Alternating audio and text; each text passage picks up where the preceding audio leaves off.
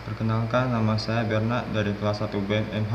Hari ini saya akan menjelaskan rangkuman karma dari Biku Utamo dan Bapak Cornelis Wawor. Banyak orang yang mengatakan kamu kena karma kan karena sering melakukan perbuatan jahat. Padahal karma tidak selalu buruk. Karma atau karma dalam bahasa Sanskerta berasal dari kata kar yang berarti perbuatan.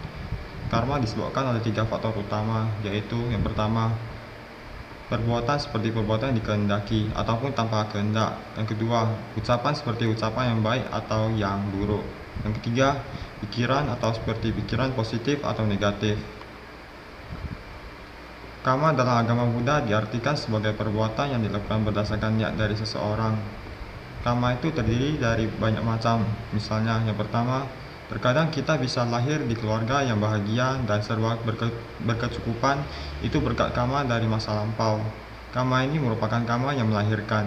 Yang kedua, ada juga karma yang mendukung seperti kita baik kepada teman-teman, maka kita akan mendapatkan banyak teman. Yang ketiga, ada juga karma yang mengurangi seperti pada masa lalu kita sering menggosip dan juga menyakiti hati orang lain, maka pada kehidupan ini teman-teman yang kita didapatkan akan melakukan hal yang sama ke kita. Yang keempat, ada juga karma yang mematikan yang menghilangkan karma baik yang telah dikumpulkan. Perbuatan yang kita lakukan juga dikategorikan ke dalam beberapa jenis, yaitu yang pertama, garuka karma. Berbagai macam perbuatan yang dapat dikategorikan sebagai garuka karma, yaitu 5 jenis perbuatan durhaka seperti membunuh ayah, membunuh ibu, membunuh arahat, melukai seorang sang Buddha, dan memecah belah sangha. Akibat dari garuka karma akan mengakibatkan kita terlahir di alam neraka avicii.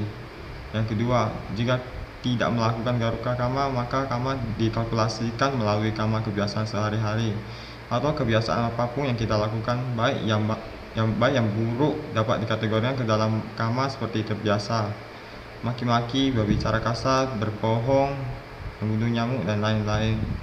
Yang ketiga, ada juga karma yang dilakukan sesaat sebelum meninggal. Perbuatan karma yang kita lakukan tentu akan berbuah. Karma yang belum berbuah, maka kehidupan seseorang masih manis.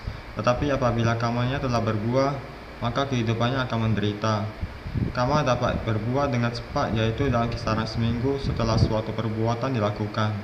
Yang keempat, karma juga dapat berbuah lebih dari seminggu setelah suatu perbuatan dilakukan, tetapi masih dalam masa kehidupan yang sama.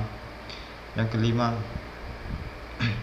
karma juga dapat berbuah pada kehidupan yang akan datang, atau bahkan berbuah pada kelahiran 2, 3, 4, dan seterusnya yang akan datang. Yang keenam, terdapat karma yang tidak bisa berbuah pada kehidupan saat ini dan yang akan datang karena jangka waktu berbuah dan kondisi penduduknya sudah habis, yang bernama adalah ahosi karma. Harus kendalikan pikiran, ucapan, dan juga badan jasmani karena merupakan sumber perbuatan karma kita dibuat. Selain itu, akar dari perbuatan jahat juga harus dikendalikan, yaitu lobha, dosa, dan moha. Dan tidak lupa untuk mengendalikan pikiran, ucapan, dan badan jasmani. Orang yang masih belum mendapatkan buah dari karmanya sendiri, maka ia akan merasa kehidupannya manis sebagai buah. Apabila orang yang telah mendapatkan buah dari karma sendiri, maka akan merasa dunia itu pahit. Sehingga kelahiran kembali itu ada, dan banyak orang yang dapat melihat kehidupan sebelumnya, baik punya diri sendiri ataupun orang lain. Di Indonesia, orang seperti ini biasanya disebut sebagai orang indigo. Kita juga dapat mengetahui kehidupan masa lampau dengan melakukan meditasi pandangan terang atau vipassana bhavana. Sekian dari penjelasan saya. Terima kasih.